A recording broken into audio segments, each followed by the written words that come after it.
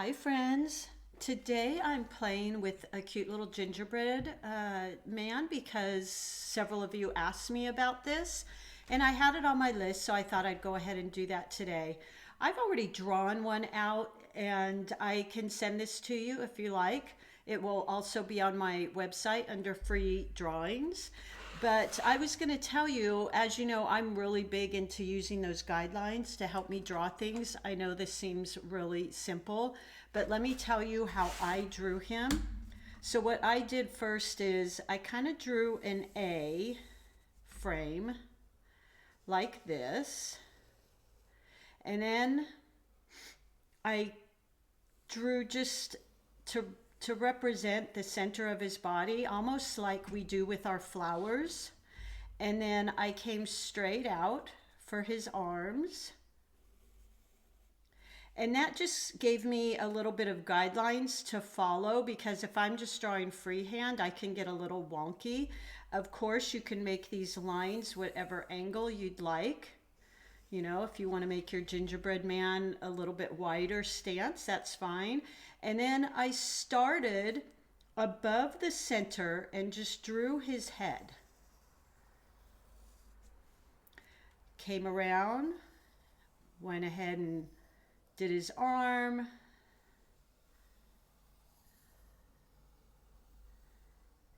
And this is always the hardest place for me, is to kind of balance them both out. Sometimes I'll get one arm longer, but this definitely helps me.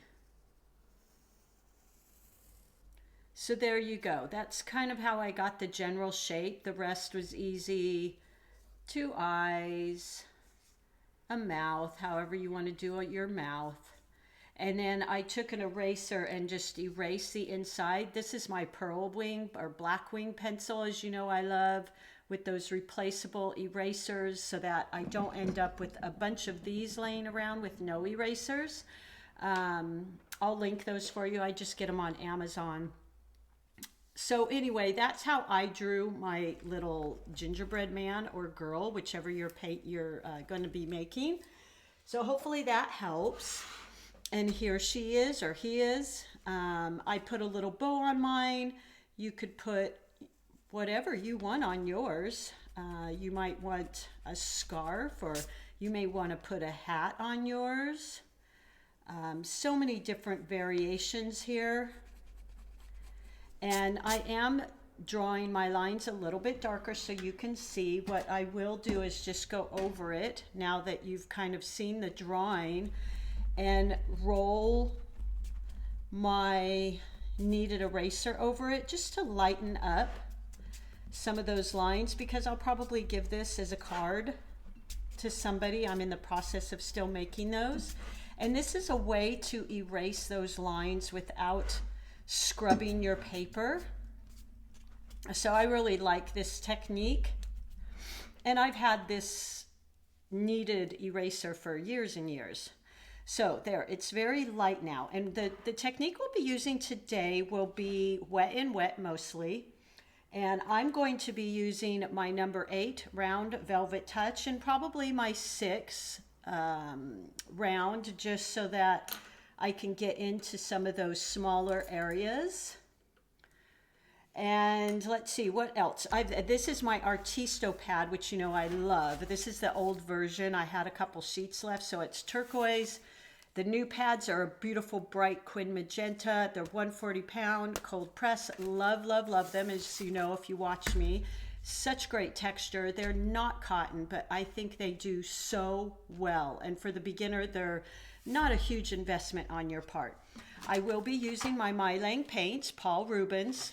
Again, great beginner's paint, so many colors, really, really creamy and vibrant and beautiful. And I just fill those up with my Paul Rubens MeiLang tubes. Let me show you. So here's the tubes. I just got these. Didn't even know they had these. Thank you to those of you who let me know. So these are the MeiLang tubes. And that's what I'm going to use to fill my MeiLang palettes. A lot of you have asked me, how do you refill them? that's what I'm gonna do. I just got those, so haven't even used those yet. And I think that's everything. Make sure you've got your 2 containers of water. As you know, I love my ceramic palette. It's a Meeden palette. I used little jars for years, and until I spilled those jars one too many times, and I went to this really nice ceramic Meeden well. So you have 1 wash, 1 rinse.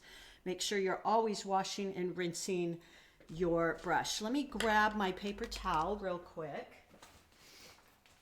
Important to have that paper towel so you can dab off your brush if you think you have too much water on it. All right, so just getting my brush wet. I've already used a spray bottle to spray my paints to get them activated. And we're gonna start first with just a wash. The color I found that I think is gonna be absolutely perfect for, I'm grabbing a swatch sheet here to show you.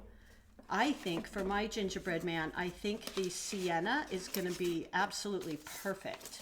That beautiful gingerbread color, and I'll show you right now. So I always swatch out my colors just to make sure. So boy, doesn't that look like gingerbread, you guys? And sienna is quite a sheer color. So to get a darker value, you just need to add some more paint, more pigment versus water. And then I think I'm gonna use pink again. And this MeiLang palette set has these beautiful metallics right here. So I'll probably be utilizing those. I'm about out of my Mirror Series metallics, so I'm waiting on some more of those.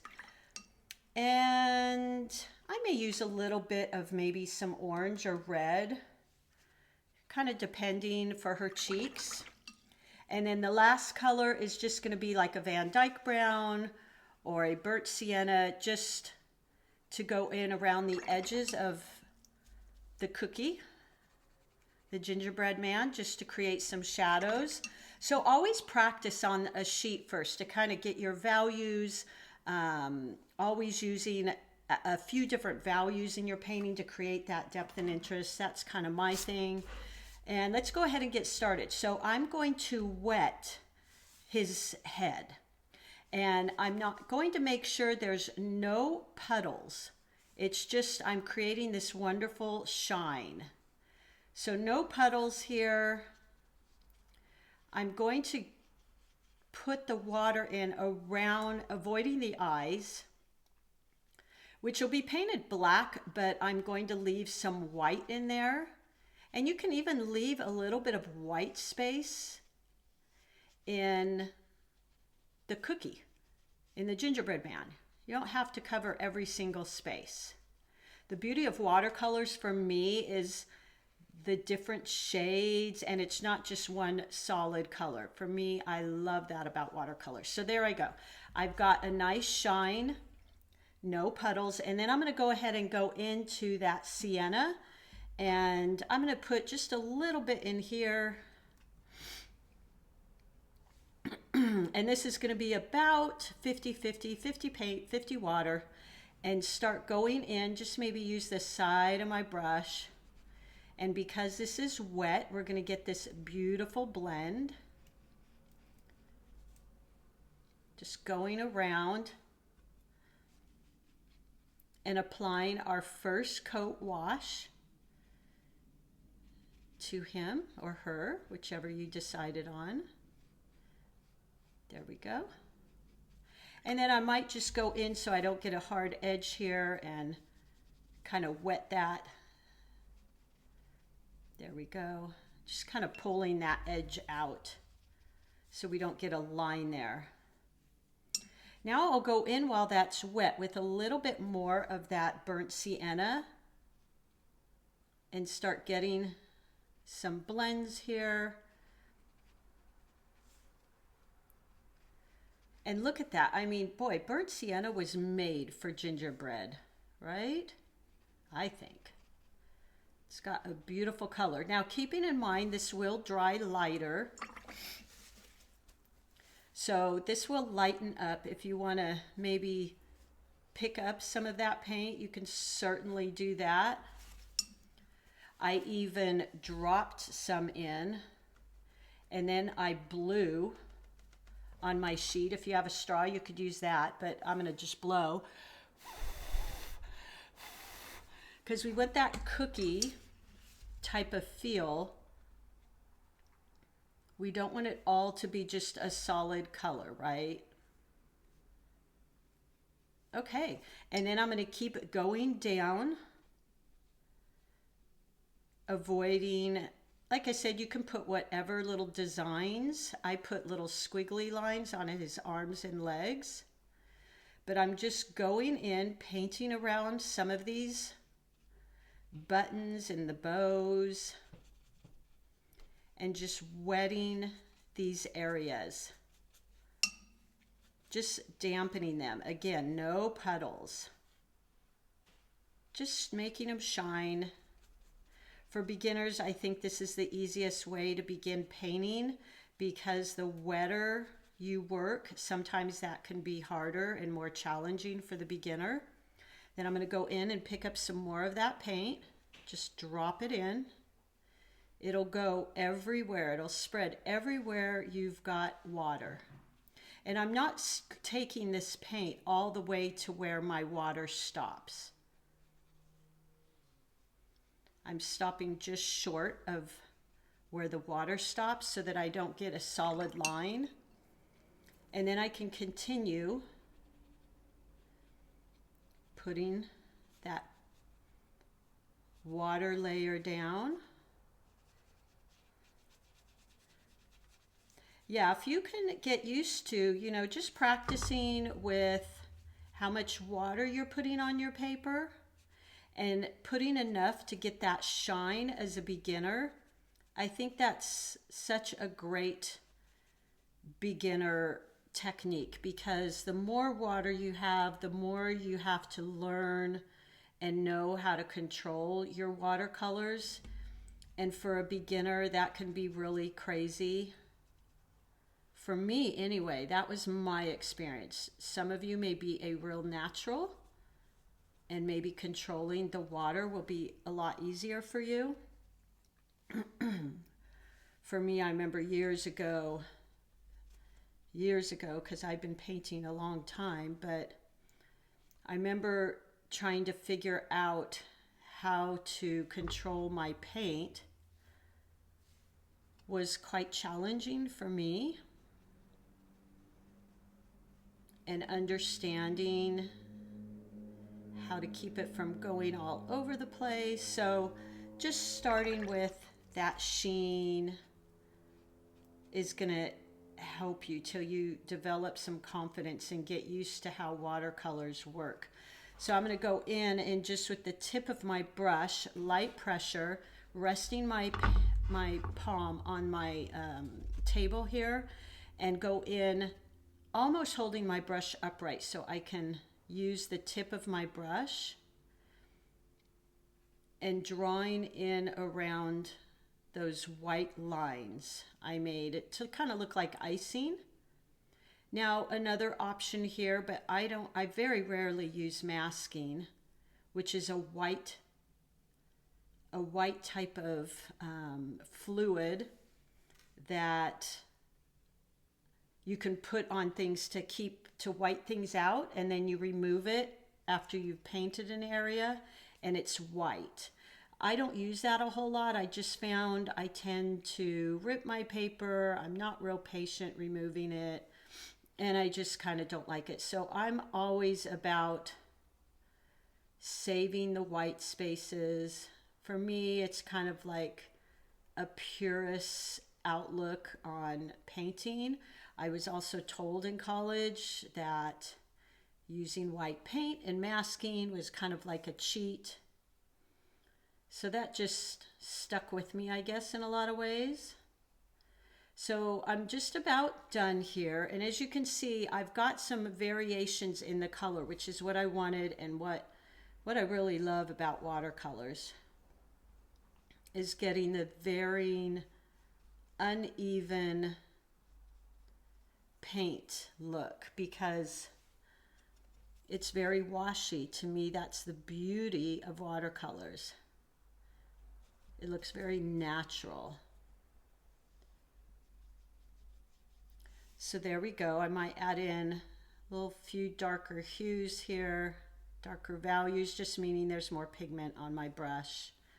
And look at, I really like how this is all different. Now, what I'm going to do, although I'm not going to do it yet, because if this is wet and I go in there, it's going to create a bloom, that kind of odd bloom type effect when you go into a drier surface that isn't completely dry with a more of a wet pigment and water. You will get the bloom because the pigment and water that you set down spreads out, hits the drier paint and stops, and it creates this kind of cauliflower, they also call it, or bloom.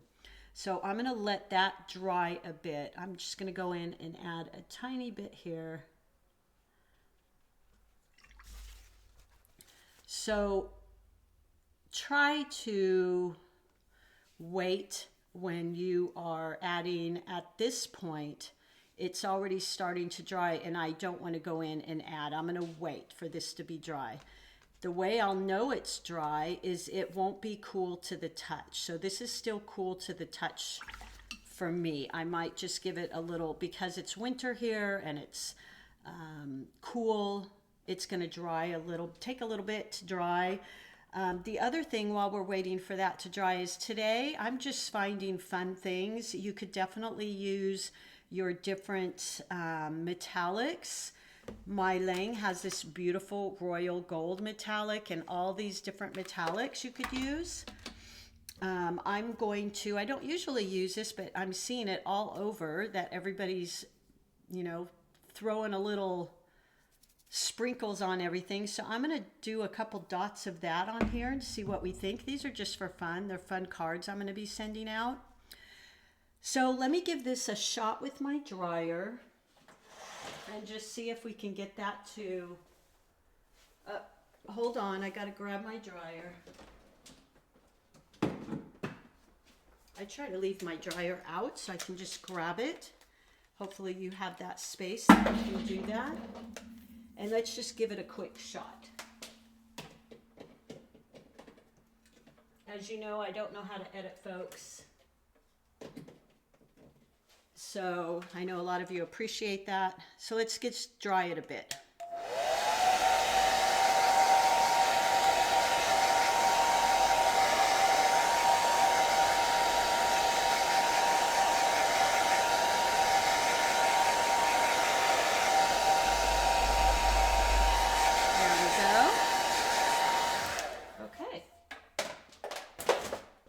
So that's pretty dry.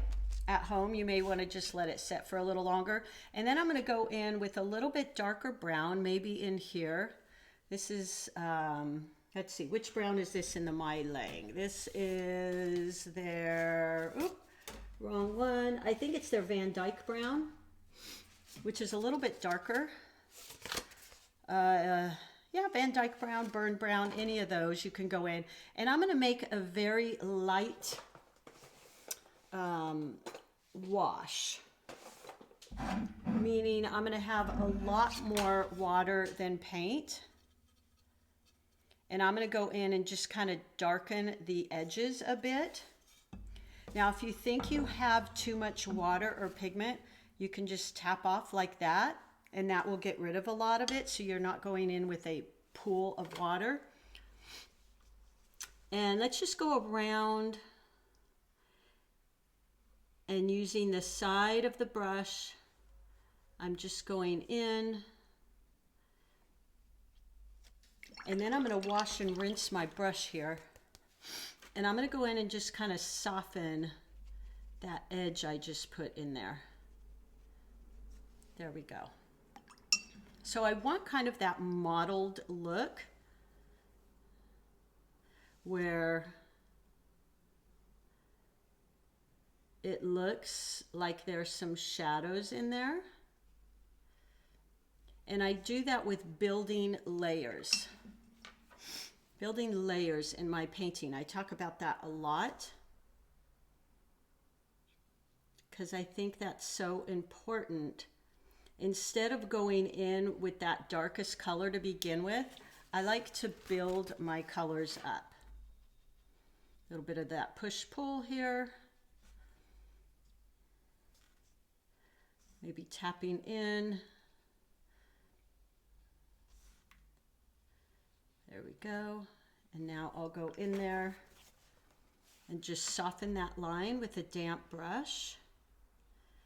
Now this is where it's really important that the layer that's already down there is pretty dry.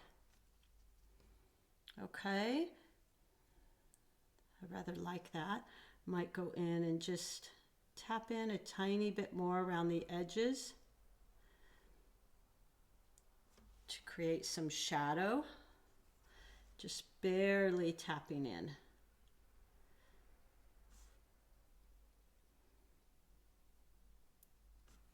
Just want to make it look like that's the edge of the cookie. There we go. Kind of gives it some interest there. Now what I'm going to do is go in and maybe that very light wash. Go in here and just create a bit of a shadow. Wash and rinse my brush. And soften that line. Now some of you may not have a problem with that line. I like my lines to be rather soft. I don't like them to be hard edges. That's just me. So you do you, whatever that might be. You may not have a problem with that soft, that hard line.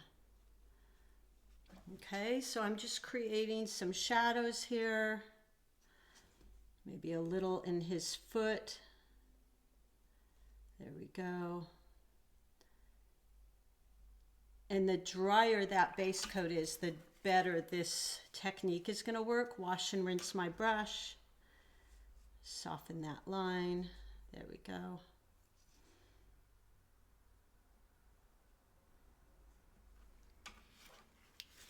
All right, and then I'm going to do the same on this side. So going into that brown, very, very light pressure.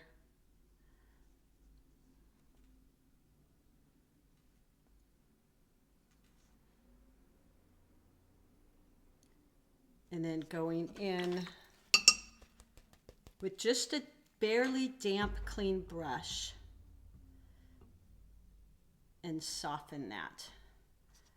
Okay, I might do a little bit of that under here, under his other arm. Just adding some interest. Damp, what they call thirsty brush. And just again, soften that line. You can use that push-pull technique I use a lot to soften that line. And there you go. I think I'll put a little bit around. And I'm using quite a light value of that brown. So it's probably 25% pigment, 80% water as far as the deepness, the amount of pigment in there. And then I'm just going to go and create some shadows under his little bow here.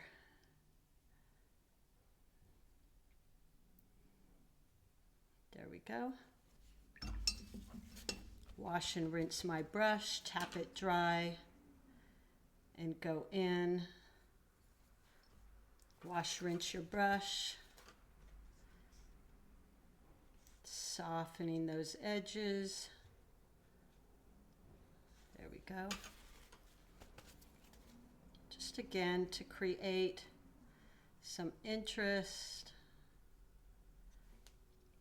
Okay, and I don't mind that this kind of has an uneven type of look because I feel like because it's a cookie, it's kind of different colors, varying colors of brown.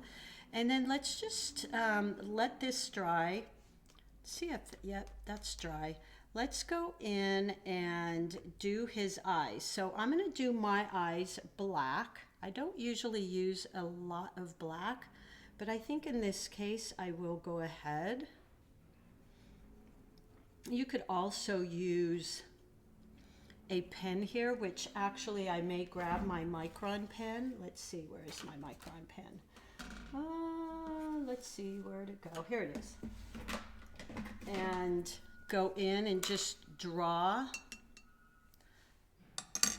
the little eyes like that. Oop. And the reason I say this might be helpful is because you can also draw in where you're going to leave the white space. So I'm going to leave the white space in the tops of his little eyes. Now here's where I will use my 6 brush, because it's a little bit smaller and going to be easier for me to create a small line.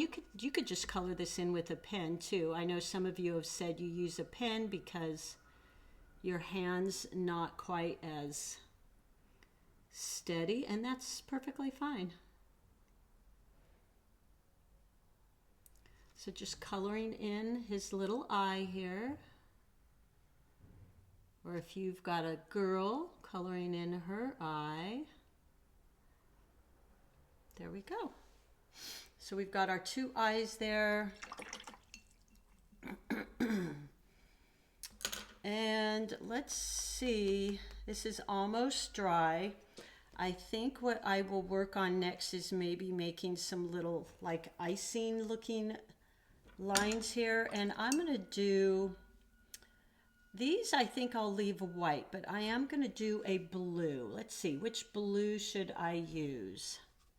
Kind of like the turkey blue or turquoise blue if you're using Winsor Newton. I think that'll be really pretty. Might let that dry a tiny bit more.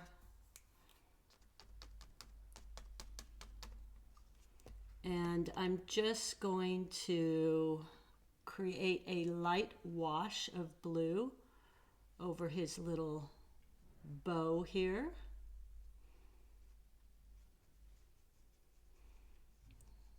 Leaving that white space. Then maybe tapping in while it's wet with a little bit darker blue.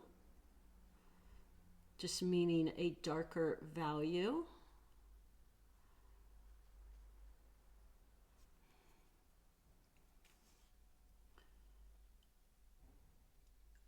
So working this wet and wet, we get this wonderful bleeding and blending. Let's go into this. Now hopefully this is dry. And what I'll do is make this part coming out a little bit darker. There we go.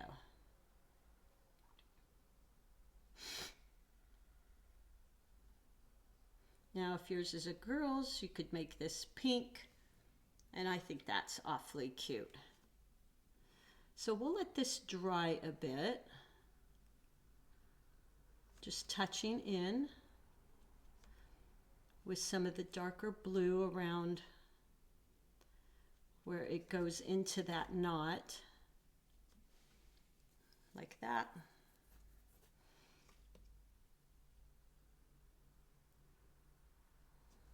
Okay, and let's do his little buttons. So I'm going to make mine dark brown buttons. You could even do the little buttons in blue if you wanted. Just going to draw a circle.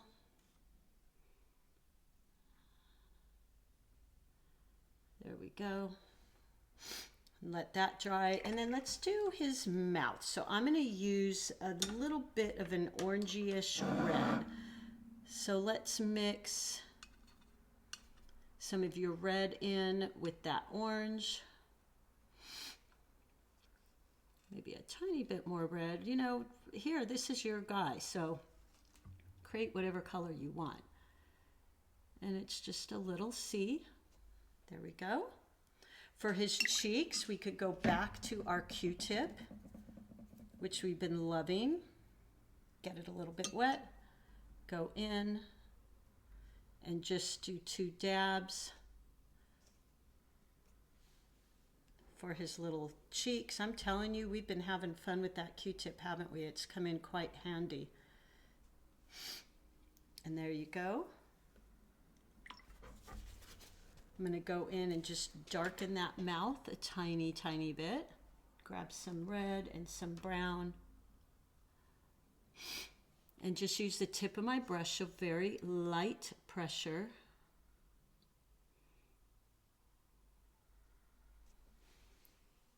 And there you go. Look how cute he is. I think so that, because right now I feel like my eye is really drawn to that blue bow and then it just kind of sits there. So I'm going to add a little bit of blue down here. Tip of my brush, holding my brush upright so that I'm only getting the tip, very light pressure. And draw some little squiggle lines here.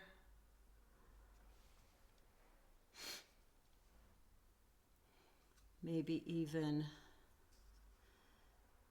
I don't want to get too, I think I'll just leave it at that. We could even make that line a little bit thicker.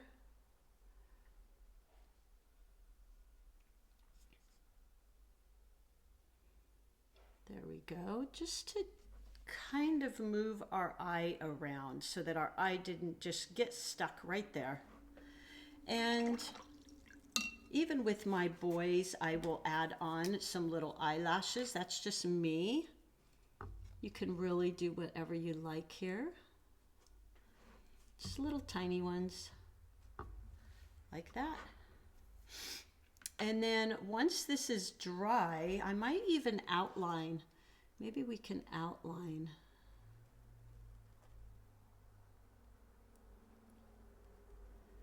the little squiggle lines. Just a fun way. I know some of you say, I am really a detail person at heart. So my instinct would be not to draw in lines, but you can certainly do that if you want to feel like you have a little bit more detail.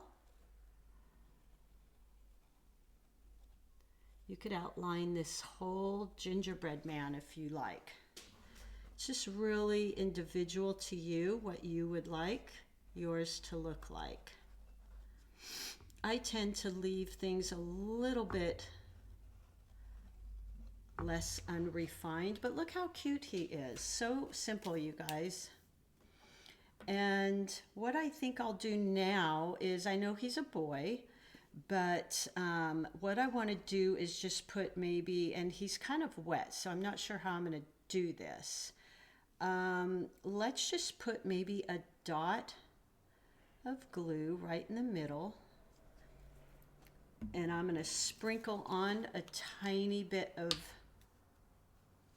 our, I love it. I found this, it's called Platinum Recollections. It's just some little sprinkles. And I'm going to drop that into his little bow tie. And see what that looks like.